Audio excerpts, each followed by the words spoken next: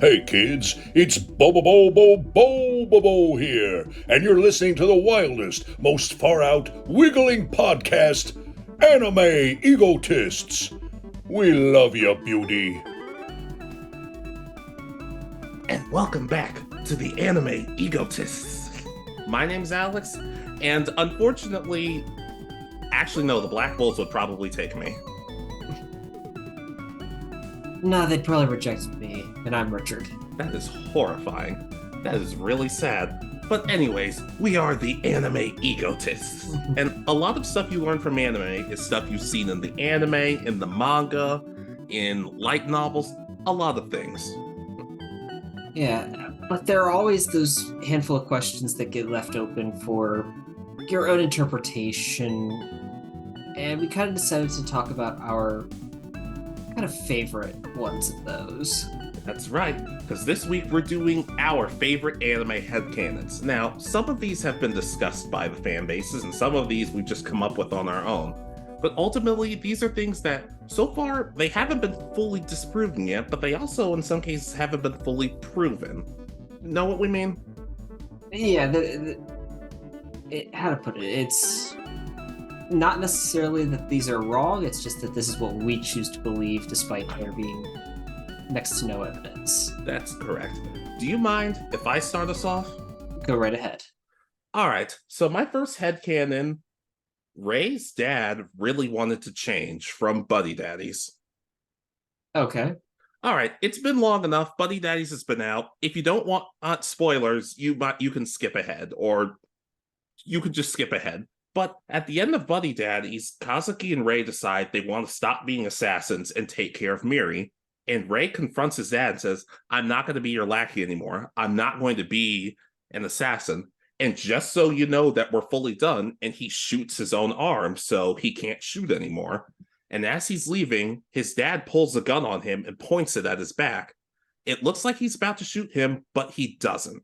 Now, a lot of people have the theory that, oh, well, Ray's dad already lost, so if he pulled the trigger, nothing would have changed.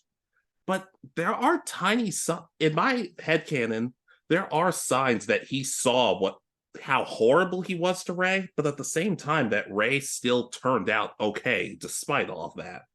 In fact, in one of the illustrator's drawings that you can find online, you see that the orange backpack that Miri has as she gets older is actually a gift from Ray's dad. So I'd like to think, even if they didn't grow to have the best relationship, a tiny part of him saw the effect that Miri had on them. And Ray's dad, well, still not perfect, maybe wanted to change deep down.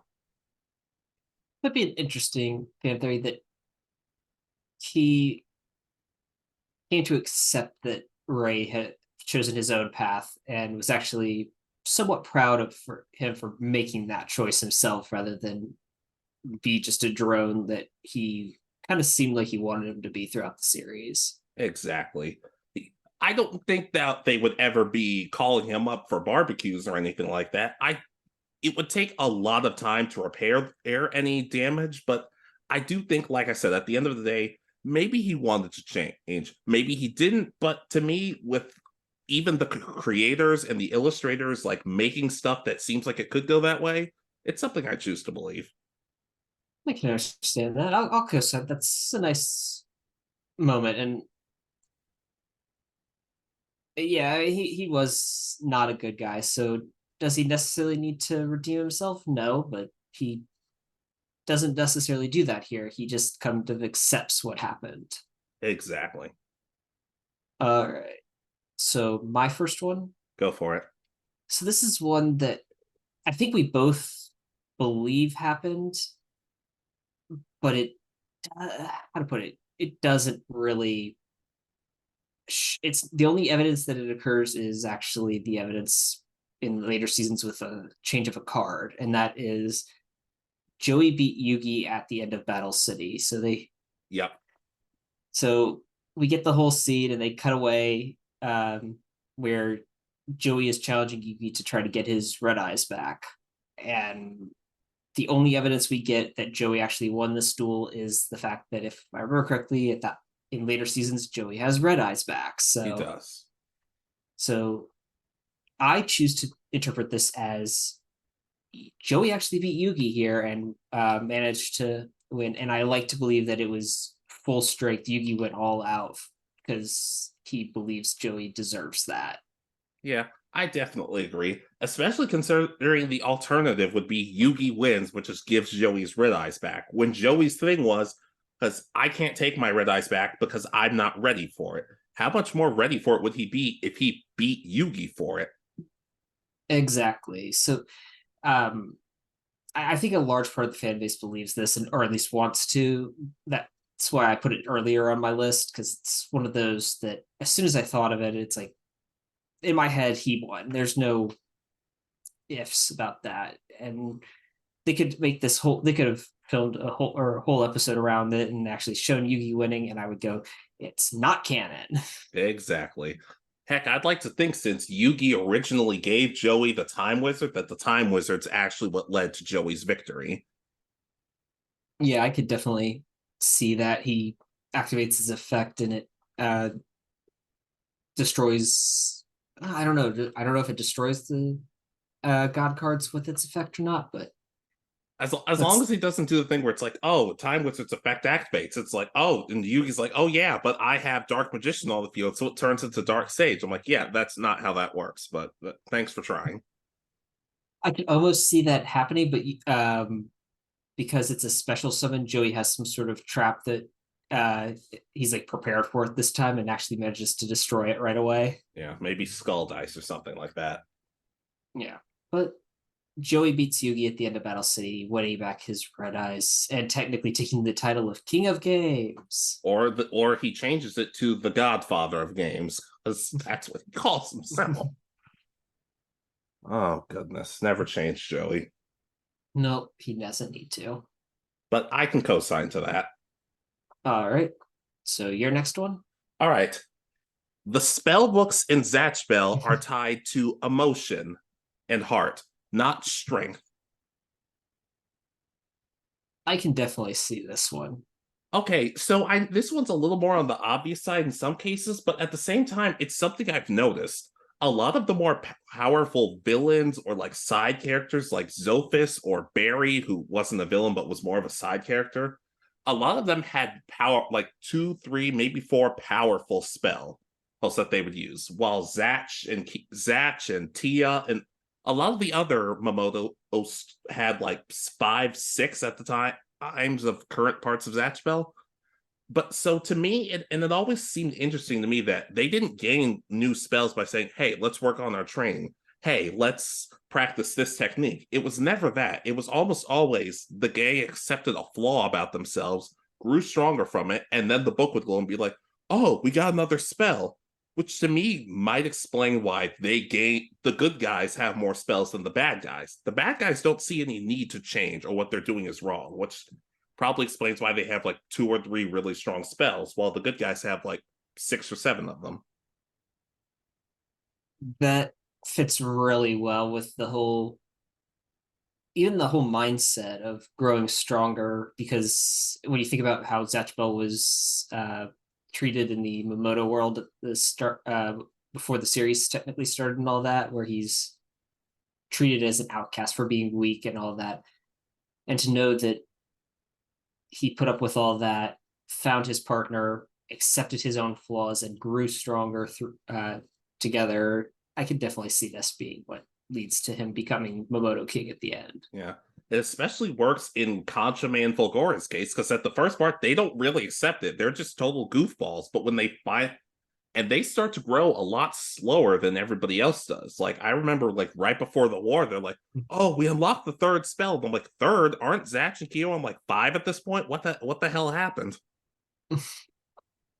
Yeah, but they also, as you said, weren't that first episode is what kind of puts them on the path of self-discovery and self-improvement. So I could definitely see it. Yeah. Yeah. It's not. It's a little more of an obvious one because they do talk about spells come from the human heart or something like that. But considering they never fully explained it, at least from what I can remember, it's a headcanon I choose to believe. They grow stronger with heart and accepting flaws rather than just brute strength and training. I'll co-sign. I think that's very true because they even show, I think, one of the other Mamotos training, trying to gain a new spell, and they don't really succeed from what I remember. Yeah. They're still only, it's early on in the series, so they only have like one spell or something. It really sucks because I'll even go out of my way to pay for another streaming service to be like, oh, I'll watch that spell, but like, no, you guys want us to watch stuff legally and you don't even make it possible. I don't understand the logic behind that. Yeah, no, I completely agree. It's one of those things that we'd have to, I think you have to go on some special Japanese site just to be able to find it. So you have to use a VPN plus pay for whatever the Japanese site is if you want to watch it legally. And if we ever do a Zatchbell video, then I might have to consider doing that. Yeah, I need a big refresher on it. So, all right. So my next one. Go ahead. All right. So in the fairy tale world, all the major guilds have their own secret, super powerful spells. It's just that Fairy Tail is really bad at keeping them secret and always uses them much more than the others. Oh gosh. It's just sort of that personality. And I could definitely see Lamius, Gale, um, Quadro, Cerberus having these spells that may not be as powerful necessarily as like Fairy Law or something, but still something that's a unique spell that they're keeping hidden and protected. And they just always look like, oh wow, y'all are willing to use that. Okay. We're not gonna use ours, but okay. So it's similar to how in that one episode of Blue Mountain State, Thad kept telling the mole all the bad stuff they were doing. It's just like, everybody else probably does this, but you're just dumb enough to tell everybody and or use the spells. Yeah, that's kind of my mindset with this. That's so It's not, and as I said, they may not be as powerful as the ones Fairy Tail uses, which might be why Fairy Tail's targeted, but it seems like it would be really unfair if they didn't have, especially since some of these guilds are just as old or about the same age. So it's one of those, like, they should have at least some sort of spell that either their master was the master of at the start, but just otherwise it's like, okay, well, Fairy Tail could just wipe you all off the map if y'all declared war in a matter of a few seconds. It especially helps build a difference between the other guilds, because even if I haven't seen Fairy Tail, I assume the guilds, even if they're on the same side, like if they're both like heroic guilds, they're very different from each other. And you would, I'm just assuming in a sense. Yeah. So probably them all having either the same major technique or just one having one major technique, to me, just would kind of take away some of the lore building. Exactly. So I just feel like this would be a nice little moment of the fact that they could keep their secret if it was revealed that they all had something like Fairy Law, which is just a AoE take out all your enemies spell. But it's really it's a secret ban technique of some kind that they just keep hidden, locked in the basement of their guild hall or something. Would be absolutely hilarious to me. I actually kind of want to see that now. Just a whole council. You do know that we all could do this to you, but we just choose to not tell you that we can do it, right? Yeah. And they're just like, there are other people who have these spells, and they're like, no, duh. Yeah, you're not that special, Fairy Tail. You're not that special just because you're the name of the series. Get out of here. No, but I choose to believe that because it makes the rest of the guilds feel just that little bit more of that they stand on the same feet as Fairy Tail. Yeah, I'd like to think so. And I can co-sign on to that. I can find a way to believe that could be true. All right. So your next one? All right. From Gintama, Gintoki doesn't just use his wooden sword because of his pacifism. He also uses it because it brings him back to his childhood. Okay. Okay, so I don't know a lot about learning how to use swords, But from what I've heard, a good chunk of the time when you're first learning, you use a wooden katana for safety. You don't use an actual steel or metal sword. And Gintoki, for all of his comedic hijinks, he has a really sad childhood. He was a child soldier who was trained in that way for most of his life. And he even had to kill his master or to basically save the rest of his classmates. A lot of his classmates died, and you could argue, oh well, now that's why he uses the wooden sword, because he doesn't like killing people unless it's absolutely 100% necessary. But I also like to believe, since he first started using a wooden katana, it's his way of remembering and honoring the people he's lost, which is why every time it breaks, he immediately is like, I'm going to get a new one. I'm going to get the exact same wooden katana. Not that he can't kill people, we've seen it multiple times, but just in a sense, he thinks, if I can hold on to a piece of my childhood when things were easier back then, maybe that I can still do that.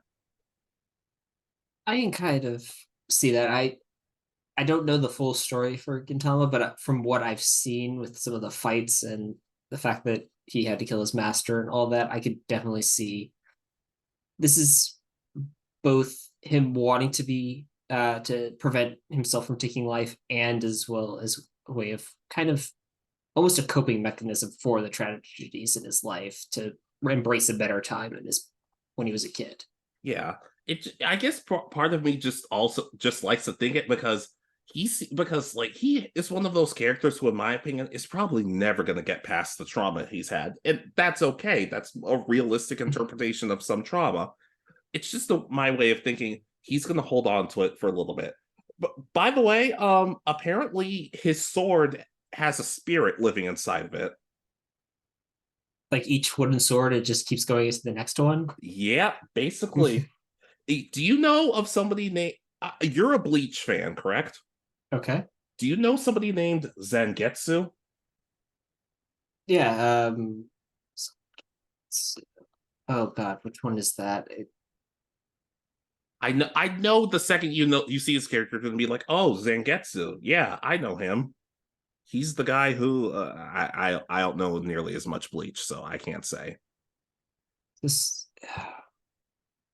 Oh, it's I don't know why. It's Ichigo's one. I don't know why my mind, I guess probably being tired doesn't help, but okay, so apparently the spirit living in Gintoki's sword is supposed to be a parody of that. And Ichigo's sword, it can shoot dark flames, correct? pretty much, yeah. Oh, well, Gintoki kind of has the same thing, except instead of dark flames, his sword shoots soy sauce. That isn't the most outrageous thing that probably a sword could send out.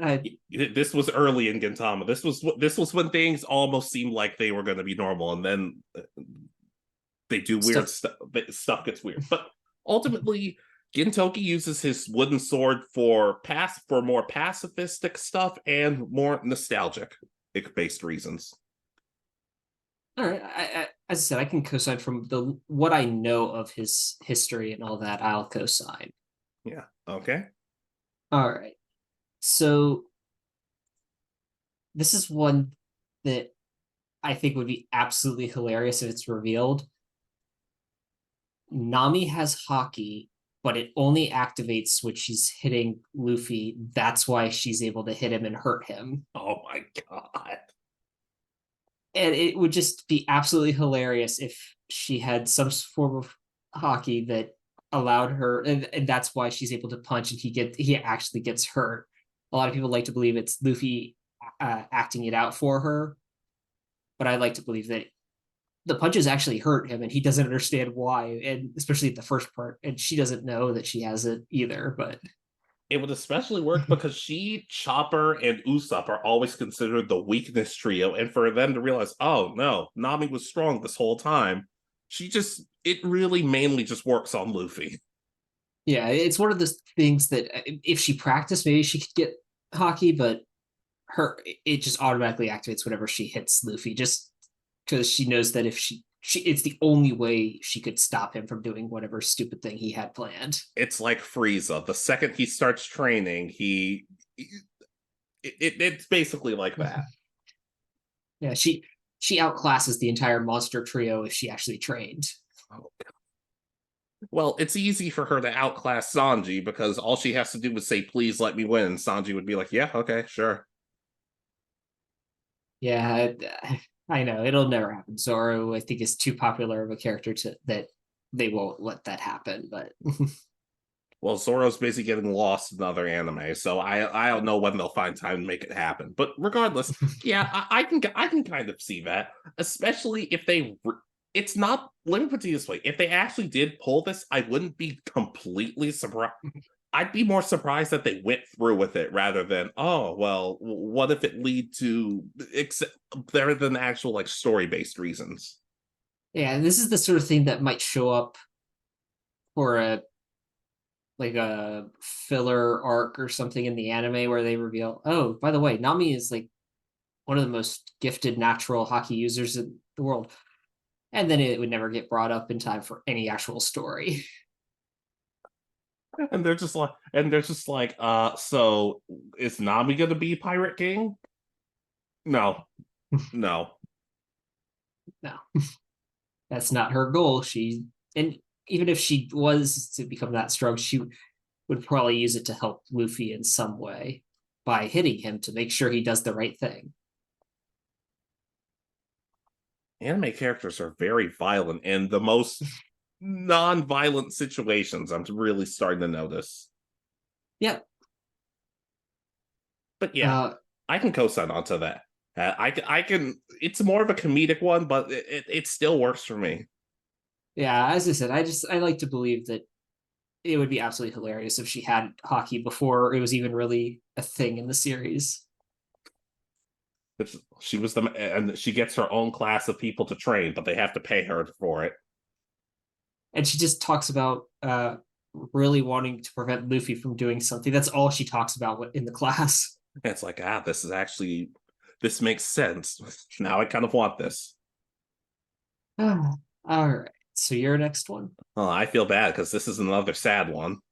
Okay.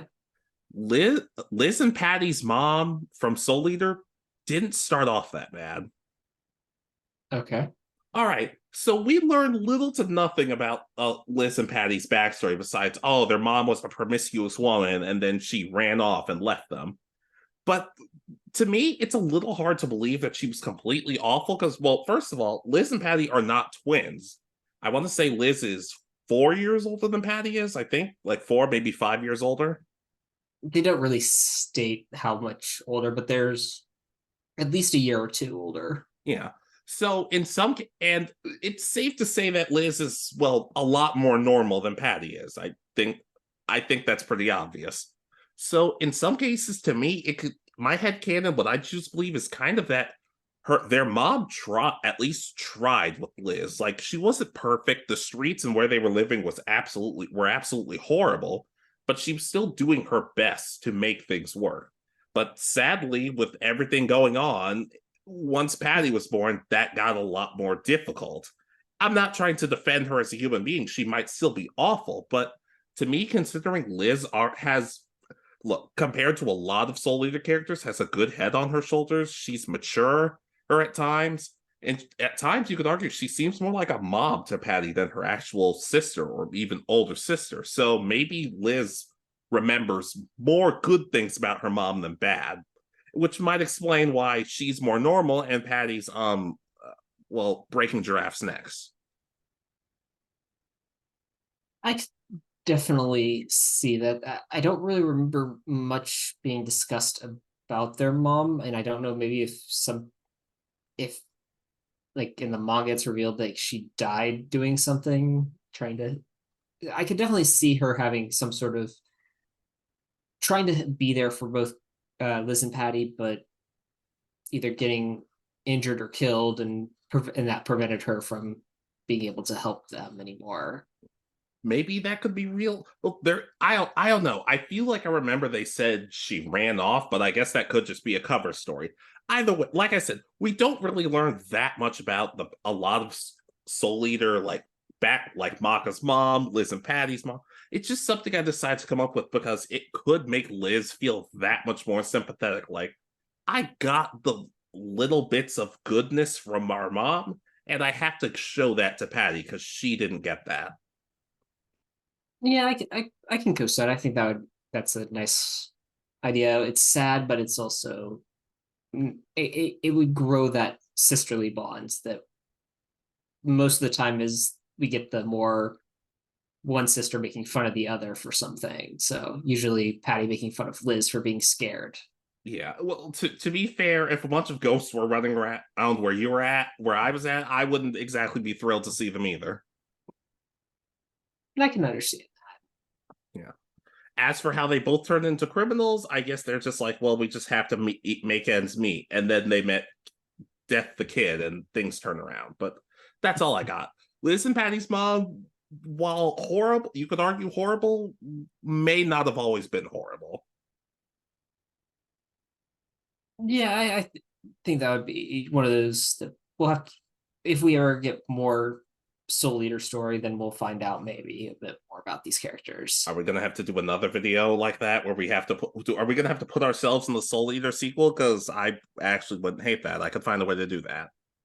It depends on how long it is and what gets told. If it's just like if it's just stories to kind of give background on some of the characters, then no. If it's like completing the series with the handful of extra bits that need to be told, maybe it all sort of depends on what happens. Soul Eater Shippuden, here we come. All right, so my next one, Yeah. so I have that StarBlazers / Space Battleship Yamato, Captain Harlock, and Legend of Galactic Heroes all take place in the same universe but in different eras. Okay. Now, someone will probably come in the comments eventually and say that the times don't match. They talk about the time periods they're in and they're similar eras or take place where it wouldn't make sense. But my mindset is that StarBlazers was first. It kind of takes place after humanity's made it to space, but then we come across our first major enemy. We defeat them, restore Earth. Captain Harlock takes place in this period where the Empire is kind of coming to power. He's kind of the rebel trying to fight the good cause. Now, I haven't seen Captain Harlock, so I don't know the full story, but I like to believe that he's trying to prevent humanity from falling to its kind of evil urges that lead to the rise of the Empire for Legend of Galactic Heroes. And then Legend of Galactic Heroes, of course, is the final part where it's the Republic trying to take out the Empire. And it just, the reason that the timeline doesn't fit, I like to believe, is that there were like dark ages where there were large sections of time lost to humanity, and the time just doesn't exactly work anymore. They kind of have to guess the era. Yeah. Considering all the dark stuff I've heard happens in these shows, that last part could really tie a lot of the different aspects together, especially considering the idea of, oh, well, we had to go back and kind of guess with everything, because it's kind of like nowadays. It's like, oh, well, some of these historian stuff, well, we weren't around back then, so we kind of just have to figure it out. Exactly. And the part of the reason that I like this theory is because a lot of, especially the alien ships from these series, are the same design or similar designs, usually with just color palette swaps. They kind of have this buggish look design. And I know that's just artistic, but I like to believe it's like they just keep the same ship design upgraded over the years or change it based on the new level of technology. Yeah, I could definitely see that. And you said, and I believe you told me tone wise, a lot of these series are kind of the same.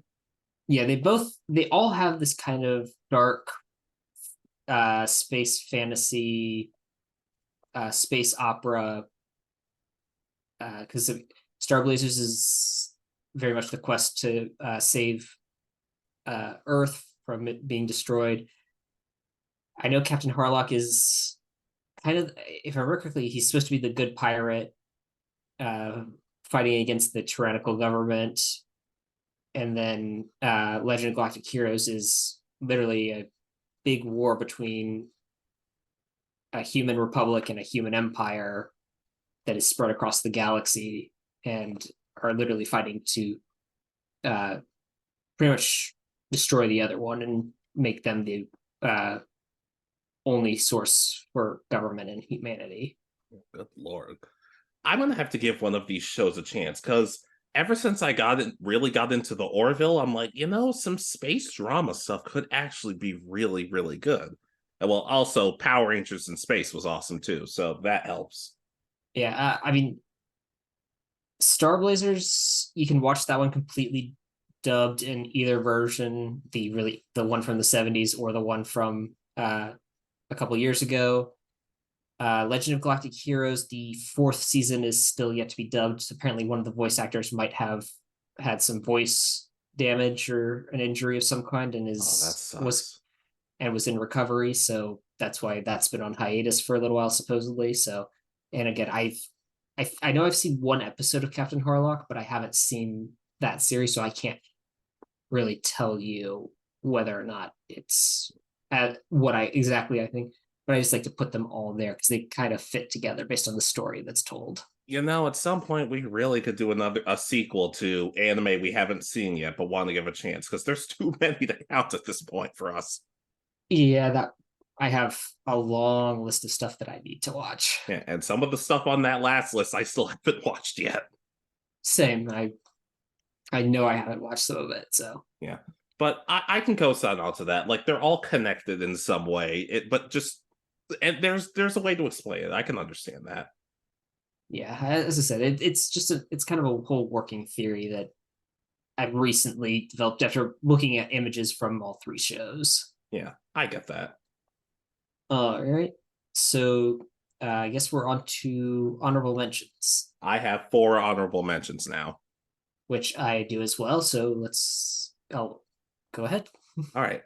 Persocoms were invented to create peace. Chobits. Okay.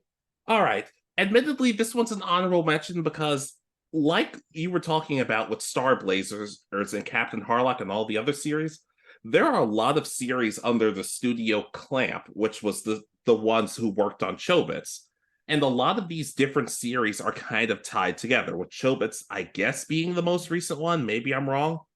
But I guess the way it started for me was because the genius Minoru, he said, "Oh, I had a sister who passed away a few years ago," and apparently his sister was in an older Clamp series, and there's another Clamp series called Angelic Layer, which had to do with robots, or as they called them, angels, who dealt with a lot of fights, and they were not necessarily violent, but they had a lot of battles, protecting, fighting, and sometimes killing each other. So I'd like to think that after everything went down with the angels, Chitose, I think that's the Miss Hibia, the landlady, and her husband decided, along with maybe a handful of other scientists, let's not create robots for the sake of violence, especially with everything going on. Let's create them to see if we can bring humanity closer together. And a certain few of them were part of the Chobits series, which were actually able to emote and who would eventually find ways of turning emotions on for all of them. It's a little bit of a convoluted one, but it's also one that hasn't been completely disproven, which is why it's a headcanon.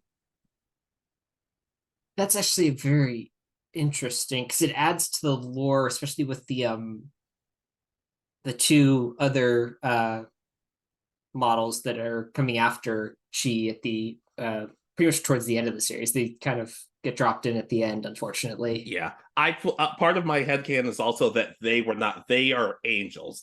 They're more as needed for fighting. But I'm not going to pretend like I even know their names. But the taller one, the male, the male angel was like, I need to see what this piece really is, because even with everything going on, it still feels like the series has a happy ending in the sense of, oh, they're able to emote now and live normal lives as opposed to what they were doing before. I can definitely see that, because, as I said, they do seem so different, because they even look different. They don't have the same ear things that the regular Persocom models have. So it's one of those that could be very true, that they're a completely different thing. They are angels fighting to understand a world that they no longer fit in, technically. Yeah, it's an honorable mention because, like I said, I haven't seen any of the other Clamp series, but I also kind of want to believe it because, according to a lot of fans, almost every other Clamp series ends on a bittersweet or sad note, but Chobits ends on a good note. So you'd like to think that once these Persocoms were created, peace was achieved and everybody was able to live happier lives, and that's the end of the story. It kind of works since all the series are supposedly connected, but like I said, I haven't seen any other series, so it was an honorable mention. Yeah, unfortunately, I think that's what some of their series haven't really been released here in the West, so it's harder to get a hold of those sort of series. I feel like maybe one or two of them has, but none of them have seemed to have reached Chobit's popularity, so I don't know. But that's it. Like, that's my first honorable mention. All right. So my first honorable mention. So this one is that any Saiyan could have gone Super Saiyan. The reason that Goku was able to, and not anyone before him, was that his emotions were freer than most other Saiyans. Go ahead. So, in my mind, the Saiyans repressed their feelings of love, acceptance, friendship, and all that, and really boosted themselves amongst being the prideful, arrogant, mean spirited. They didn't necessarily even trust those that they were fighting with. It was just you fought alongside other Saiyans to when you couldn't complete the job yourself. But Goku developed those connections when he was on Earth, and that's what led him to be able to transform. And the fact that like the reason Vegeta was next able to do it was because he let go of part of that by not understanding and letting out those emotions that of frustration, and that's what led him to be able to transform. And it would also kind of explain because the half human, half Saiyan hybrids are even less emotional, not necessarily control, but they are more emotional than the Saiyans were. That's what leads them to have their control, able to access it earlier than the others. It especially kind of works on the other side of things, like with Gohan, because Gohan, I'm not going to say like his emotions were kind of weird. Like he's very much somewhat of a pacifist, but there were also times where he would let his anger explode. And when he first becomes a Super Saiyan, it's like you have to control that. You can learn the pacifism and the kindness. Well, I guess just the kindness from Goku, but you can't just simply. But you can also have some of the rage. Like you're allowed to use some of that anger. Like when 16 told him, "Hey, let out your anger," and that's how he achieved Super Saiyan 2. Now, I really do like this headcanon. And now, in the sense of Goten, who just sort of does it at some point, and that's when it gets a little more murky. But for the first few, I actually appreciate it more. And in my opinion, this could add to how the Universe 6 Saiyans have access, that they're not suppressing these emotions that are necessarily needed. I still don't necessarily like how it's described for them to learn how to transform, but if they're not repressing these emotions, that could lead to them being able to access the form easier than the Saiyans, and that's why Universe 7 Saiyans couldn't achieve it in the past. Anything that gets rid of, it's like just make your back tingle or something stupid like that. But it also kind of works for Kale, because once her emotions explode, she turns into a monster. But once she controls it, she has Super Saiyan 2, but it's just not nearly as out of control. Exactly. And it leads to all that, how to put it, I just feel like it fits based on how the Saiyans were before versus how Goku was, what Vegeta had become when he first achieved the transformation, and then can kind of explain the other the Universe 6 half Saiyans and the Universe 6 Saiyans, who seem to be more open with their emotions versus especially how Vegeta and Nappa were at the start of the series. Yeah, I can definitely understand that. That's a really good one, actually. My next one's not nearly as interesting. Yeah, I've got one more that I'm really interested in getting your opinion on. But I'm saving that one for my last one. Same here. All right. So your next honorable mention? Yeah, I feel bad because you used a really good one, and mine's more. I guess you could argue mine's more sweet than anything, but from Persona 5, Ryuji and Ren make promises to get ramen once a week. Okay. It kind of comes from the idea of the games. Like, whenever you try to hang out with people aren't always available. But Ryuji seems like the person he's also the very first person Ren interacts with. And they always seem to want to go for ramen. Even in one of the sequel games, before they go on their big road trip, Ryuji's like, hey, let's get ramen before we go. Which, okay. I guess my headcanon is the idea of they make plans once a week, whether Wednesday, right after class, let's go get ramen. But when one of them can't make it, the other's completely distraught over it. And like Ren can't make it, Ryuji's like, that's cool. It's fine. And An's like, I'll go with you. It's like it's not the same, but it's not the same. And it's a nice little moment because they're the first two to really accept each other in the games and understand that they and not necessarily believe everything that they're told about the other, because they're both told. I mean, Ryuji's told that Ren's a criminal and he doesn't accept that, and Ren's told Ryuji's a failure who quit on his teammates, and it's like, but they both seem to realize that those are not really the truth and that things have been manipulated against them. They kind of remind me of Itachi and Kisame, as in they both learn terrible things about each other, but neither of them really want to believe, no, there's more to you than this. Yeah. So I can co-sign. I think that's a nice theory. Yeah. Do you remember the episode of SpongeBob where where Mr. Krabs bet his contract and SpongeBob had to work in the chum bucket? Yes. I like to envision that after Red moves back home, for some reason, I still don't understand why he decided to leave. I get the feeling that happens during their days. They both get sad that they can't meet up for ramen, and they start singing "The Kitchen's Not the Same Without You." And the other customers find it sweet, but the people working at the restaurant, like, they do this every week. Please make it stop. Yeah, I could definitely see them being that kind of weird relationship, but nice in a way. Yeah. I'd like to think so, because there are times Ren is not the best friend to Ryuji. I'm not going to get into details because that's not the point of this video. Maybe another time. All right. But my next honorable mention. Go ahead. So this one has one of two outcomes, and I know fans kind of take each side, so that's why it's kind of your own headcanon.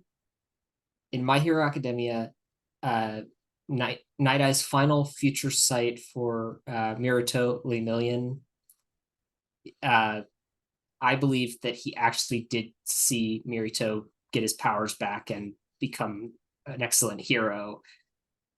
So pretty much Night-Eye's dying in this scene. He touches Miruto to activate his future sight, and the way it's kind of portrayed in the anime and the manga is that as static. So some people believe that he didn't see anything, and he's just speaking from the heart that he believes Miruto can get his powers back and become this excellent hero.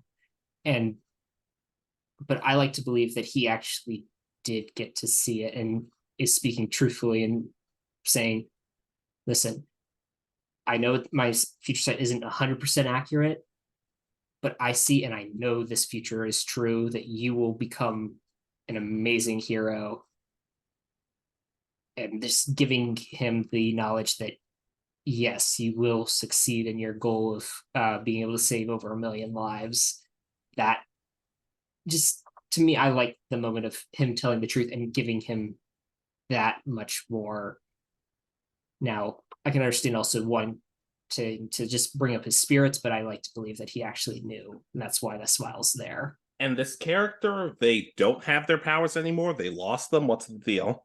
Yeah, so in a few episodes before, while defending Eri, who's the girl that everybody talks about having tragic backstory, he sacrifices, pretty much one of the bad guys aims a bullet that has a special quirk removing serum in it at her and fires, and in order to protect her from any sort of injury, he takes the bullet. His power is permeability, so he could let it technically pass right through him, but he sacrifices his powers to save her.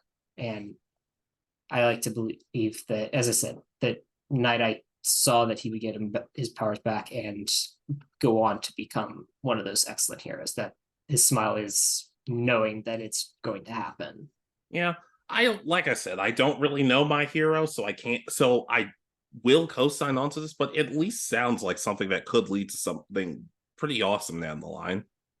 Yeah, as I said, it's a 50-50 because some people believe like I do, and then some people do also believe that his powers had already failed him at this point and that he was too weak to really use them, just faked it for Miruto. But I like to believe that he actually got to see it, and that's his smile, is that he gets to see his pupil succeed with his future sight.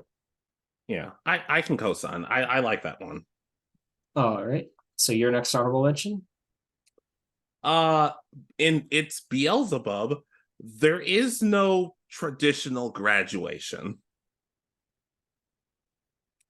Okay, so a lot of people know Beelzebub. A lot of the students are fighting, even though they're in school and they take tests and everything. A lot of the students seem to fail those tests, which is why my headcanon is the school knows how terrible it is, which is like they say, let's just embrace it. Every year for a graduation, and the tests don't matter, or quizzes, exams, none of that matters. The graduation is just a giant battle royale. Yeah, with how all the students are pretty much in their own gang of some kind, I could definitely see this. It's just class placement based on when you got knocked out in the tournament. Exactly. Hey, and considering people have always made the joke that they see the principal of the school who has a straw hat, so they think it's Luffy, I'd like to think that even though he seems very peaceful, he's the one encouraging, yeah, let's do what you're good at and see how you progress through the world, which some of you might think that's sweet. I'm like, no, it's just everybody in this school is completely insane. It's like the tuning exams, though. Even if you lose immediately, it's based on how well you do, and that's how they graduate. But it's also a case of don't tell the younger class. Let them think that the tests are actually supposed to be how you graduate, rather than just being the snot out of each other. I like this theory because I mean the entire school is pretty much filled with delinquents. There's only a handful of regular kind of students, if we even see any. If I remember, I could maybe count on one hand how many regular students there are. So they're the only ones that kind of get screwed in this deal, and I imagine that they get transferred out like senior year or something before, so that they don't get hurt. To be fair, if you couldn't graduate from a school that's insane, why would you be there in the first place? True, very true. Yeah, I just like to think so because I can't envision this school actually saying, summa cum laude, whatever the heck the honors thing is. I never got them. I can't imagine them actually doing like honors and stuff like that. It's just like, well, the school's still standing this time. and you're able to beat people up. So get your diploma and get out. Okay. Yeah, I could definitely see it, especially with how especially violent the characters are. Oh my goodness. Like, it's more of a silly one, but it's not completely out of the realm of possibility. Yeah, I could definitely see it. All All right. right. What's your next honorable mention? So my next honorable mention is uh so that Soma does have a cooking gift in Food Wars, because throughout the series it's kind of hinted that he doesn't have that's something special that he's able to do that no one else is, to set his cooking uh different from everybody else's. Because I mean, you've got the God Tongue, the guy with the super great sense of smell, the guy who uses extreme seafood flavors. We've got um, people who use like specialty cooking ingredients, and they all end up with like these nicknames because they're the only ones who can do this form of cooking off the top of their head. You're making me hungry, dude. I know, but I like to view that Soma's gift is his ability to grow and learn from everybody's cooking skills. It's kind of portrayed throughout the series that everybody else is kind of stuck in their own world. So if they can't improve their own cooking beyond where it's at, then they're kind of just there. They're not the best at what they do, or they're the best at what they do, and that's it. But Soma kind of takes things and adapts it into his cooking.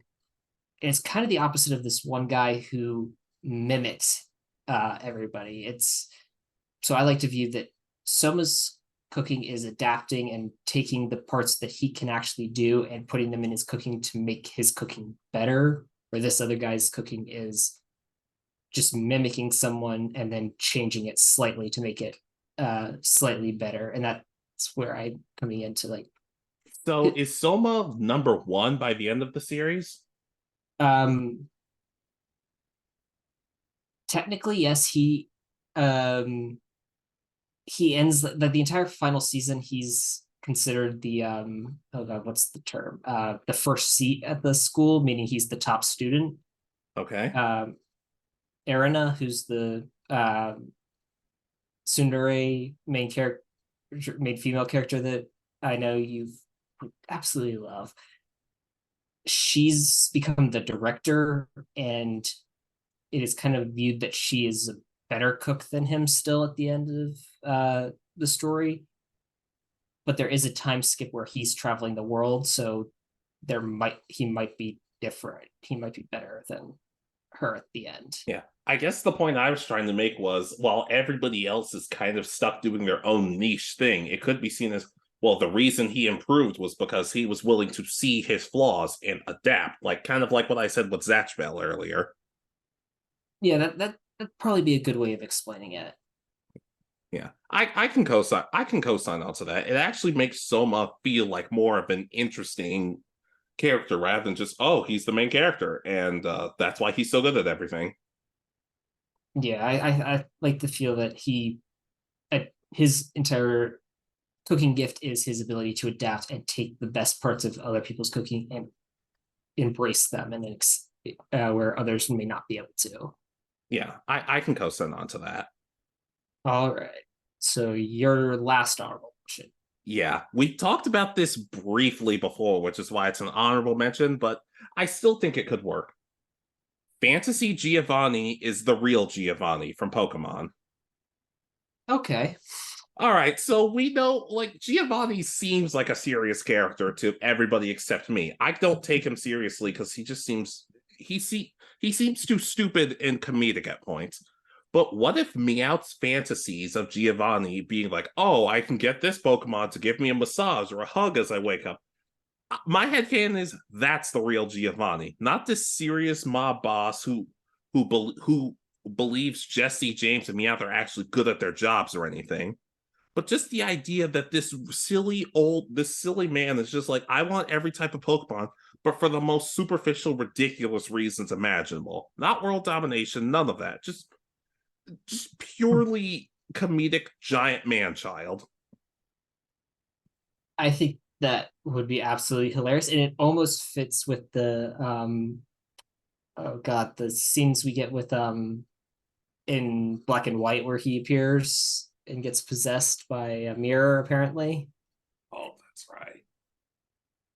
The but yeah, I could definitely see that being his whole mindset, is that he wants all the Pokemon because he wants to put them to work as his personal servants, butlers, masseuse, wakeboarding paddle. Just if there's something that he could have that's something that's a normal function, he wants a Pokemon to be able to do it for him. And the crazy thing is, in the fantasies, he's not even evil. He's very nice to said Pokemon. So I feel like he would still find a way to treat them with respect. So it's just like, wait, is this the guy we were fearing for these 20 plus years? Why? Yeah, it's one of those things. The reason that the scientist from the Whirl Islands, who's putting the head things on Pokemon that make them overly like angry, almost shadow Pokemon, he was fired as soon as Giovanni found out.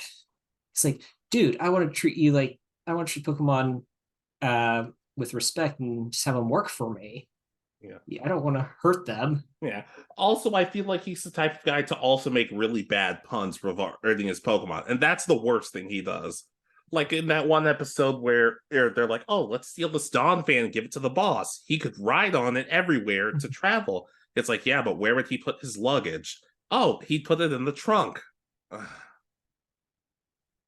Like I said, to me, Giovanni feels more like a comedic villain than actually somebody that I should take seriously, which I've always found weird how people take Giovanni so seriously. So to me, I'm like, why not just embrace fantasy Giovanni at this point?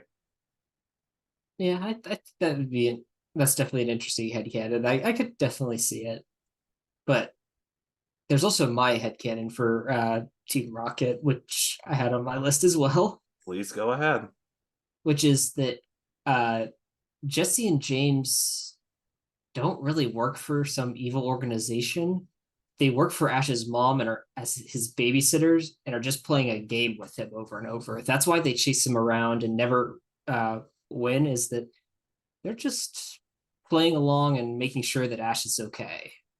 Yeah, I could definitely see that. Now, you might have to explain the giant robots that they keep getting and thinking, oh man, Ash could die facing one of these. But yeah, it's all just imagination. Ash is playing a game with them. So Ash is a Chunibyo. Great, awesome. That's not a headcanon I needed to hear today. You're welcome. But yeah, as I said, it's just kind of an honorable mention because it's one of those I like to believe, because it would also kind of explain why they can never beat Ash, like ever, is that they're going easy on him there, and why they are obsessed with Pikachu. It's not that they're literally getting paid to chase Ash around and make sure he stays safe. It especially makes sense considering the very last episode with Ash Ketchum. Okay, I'm still not used to saying that. But they decide, oh, no, we're still going to keep going after Ash, even though he's the world monarch for some reason. And because it's like, why? Why are you still... You know what? Oh, so with this theory, it makes sense. Otherwise, they're just idiots, which I'd like to think they're more than that, but yeah. Yeah, and I could definitely see like the times where they are pretend like that they're hungry is like they forgot to eat because they were chasing Ash around while Ash ran around being crazy and just forgot to eat that time. Like I said, I still feel like Wobbuffet is the brains of that operation. Yeah, no, it would be absolutely hilarious if we had gotten an episode where Wobbuffet uses the other Pokemon, succeeds in catching like Pikachu or whatever the Pokemon of the day is, and then just seeing James and Meowth show up, and that's when Wobbuffet loses. And it's just like, no, Wobbuffet, this isn't part of the plan. Give it back. I mean, twerps, you found us. Yeah. It's one I feel like people have talked about before, but I could still see it. So I mean, we could talk probably all day about different headcanons for Jesse James Meowth and the rest of Team Rocket and what they actually are. Yeah, I could definitely see that because I have a lot for them.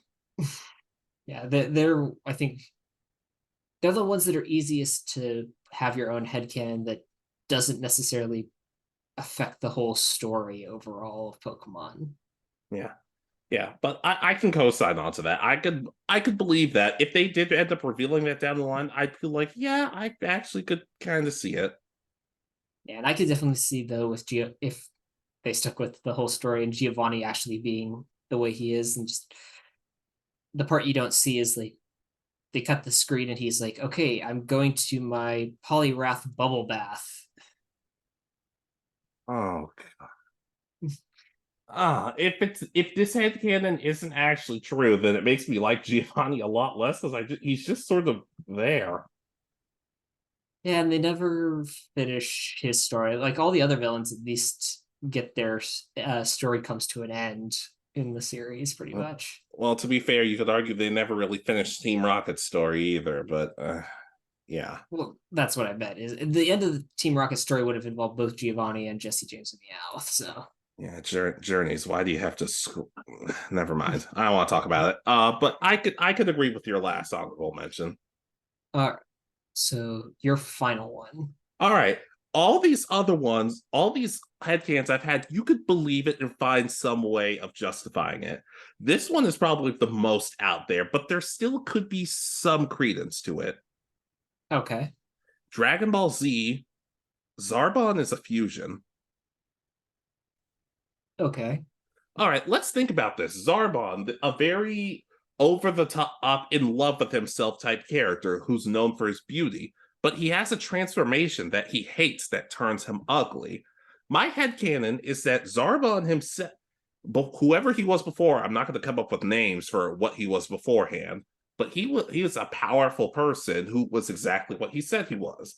But when he fused with somebody, he got stronger, but he also gained an ugly transformation from the ugly side of the fusion.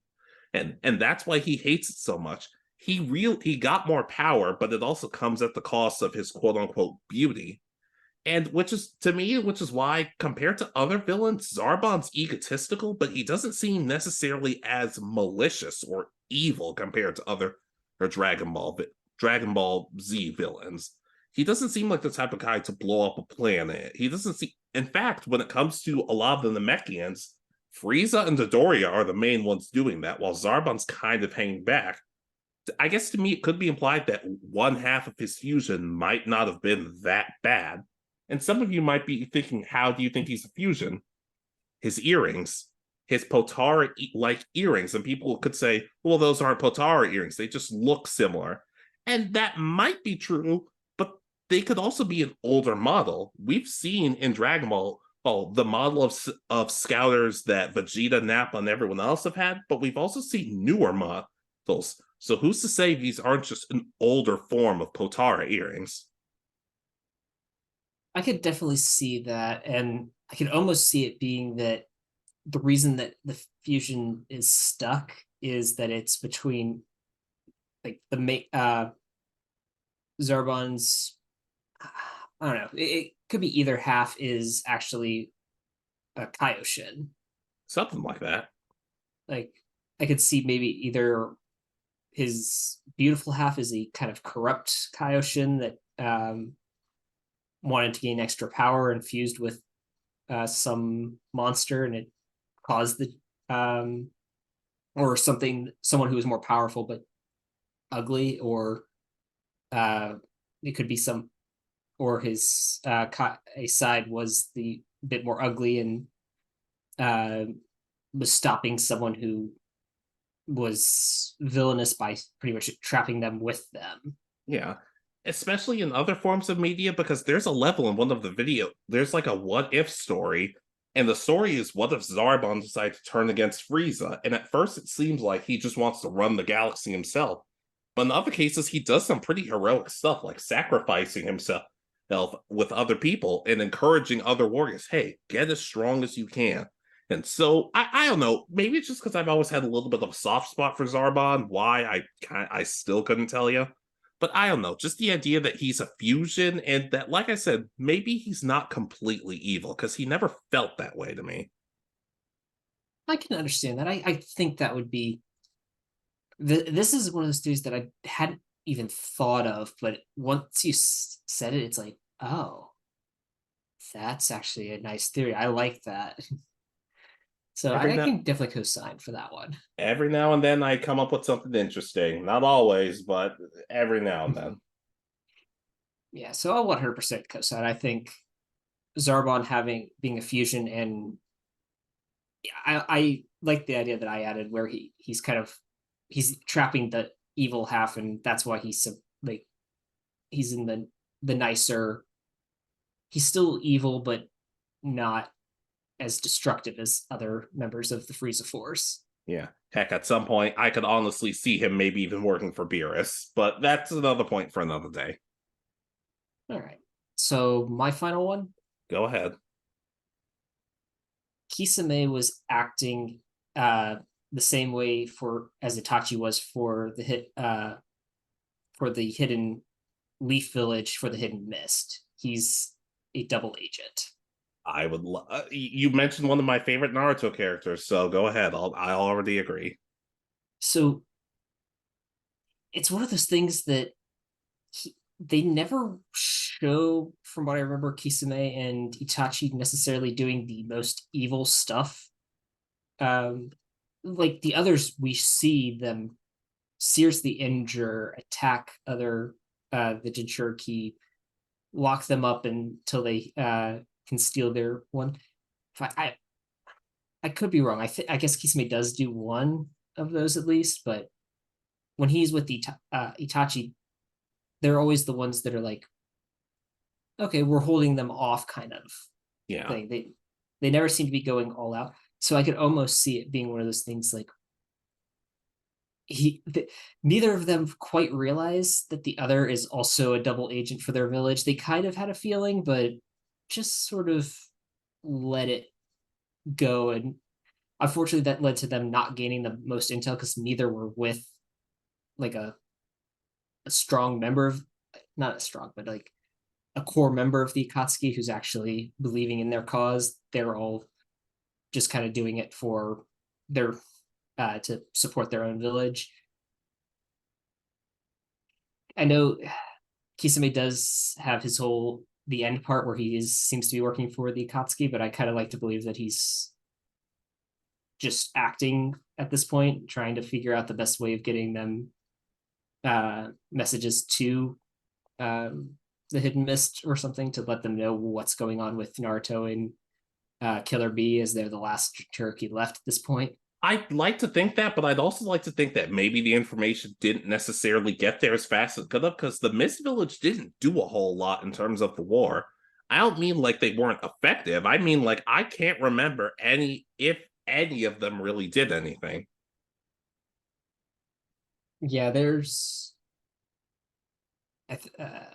she's defeated pretty easily in the Madara fight.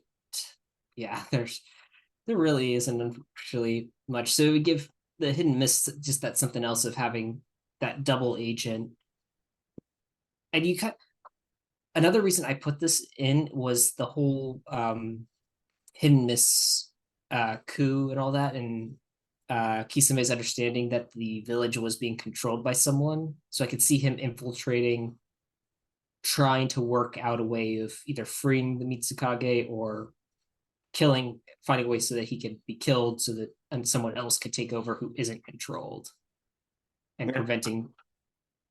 But I could also see, in a sense, maybe he stopped once he learned Itachi was dead, because when the Taka or the Heavy, whatever the hell you want to call them, he was fighting them when he learned Itachi had passed, and while the rest of them were like, "Oh, Sasuke's okay, that's cool." Well, Toby's like, "Well, what about you, Kisame? What are you gonna do?" And you can hear the pain in his voice when he's like, "Well, if Itachi's gone, I guess I'll spread my wings for a bit." Like, I could see him maybe lose the will to do that because when he loses his best friend. But that's just me spewing because I love Kisame and Itachi's relationship. It's so fascinating to me. Yeah, as I said, and them being the same without necessarily fully realizing it. I mean, they talked that Kisame pretty much knew that Itachi was a double agent, but I'd like to believe that Kisame was pretty much doing the exact same thing, and that's why he didn't turn him in. Was one of those like, well, we both have the same goal, so if we can get 2 villages to turn on the Akatsuki, we have that much more of a chance. I still like to think had they both survived, they would open a restaurant together. Maybe a tea shop. I could definitely see that they just, and it would make his sacrifice that much more tragic in Boruto when you have these students who kind of follow his path and his story and turn on the village and try to steal the 7 swords of the village and all that, and them not understanding that he legit is, or that the village didn't tell the rest of the village that he was this, like, because from my understanding, Itachi's been revealed to the whole village that he wasn't just, he saved the village, and that's a story that's told. Yeah, but regarding the Boruto arc, just to go back for a second, isn't that considered filler technically? I don't know, because I know it comes up again in like a later, so it could be, I guess, 2 different fillers, but I don't know. No, I don't know. Yeah, but I'm not using that to dissuade your point. I'm just curious because I've never quite known. Then again, I never finished that arc because I was watching Boruto and I'm like, I'm trying my hardest, but this just isn't working for me. No, but imagine if, as fans, you knew Kisame was actually a good guy trying to save his village from being under the control, doing all these sacrifices and all that, the same as Itachi, only for that village to not recognize you at the end, and then for people to take your message and that they thought you were spreading and try to take control and turn it back into the Blood Mist village. Yeah, I can agree. The only thing it might mess up is at that point, and honestly, I could take this point or leave it, is the idea that it's like, apparently the Hoshigake are not the most liked in the Hidden Mist village. And then again, that's not completely saying a lot since there's only, like, what, 2 of them? That we know of. There's got to be more, but... Yeah, but potentially. There are a lot of clans in Naruto that you look at and you're like, wow, we learned nothing about them. Yeah, I mean, that's one of those things that it'd be really nice to get different, like, maybe like a 50-episode anime set in each village, and you get to around some sort of character, whether it's a Jinchuriki of that village or just a story, and you get to know some of the other characters and clans and their backstories and history. Yeah, but all this is making me realize I want to do a Naruto video real soon. Yeah, we'll get to one, I'm sure, soon. Yeah, but I can co-sign to your headcanon. Are we ready to close out? I believe so. Honestly, this has been one of my favorite videos in a minute. This was a lot of fun. It really was, but this one would be very hard for a sequel, I can tell you that much. It would take a minute, but I think I could find a way of doing it. But we'll worry about that another time. Yeah, we'll need a little time. Yeah.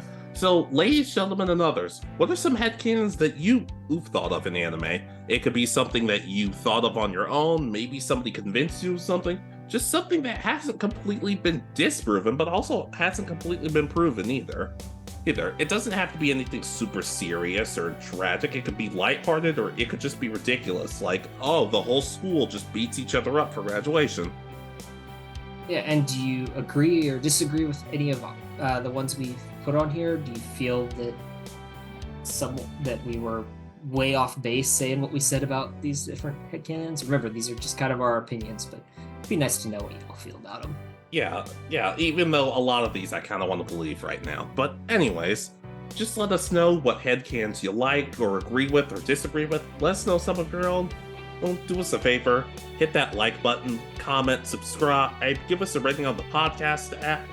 Go check out all of our other episodes and be good to each other. We'll see you next time. This has been Alex. And Richard. And you have been listening to Anime Egotists. Good night and peace easy.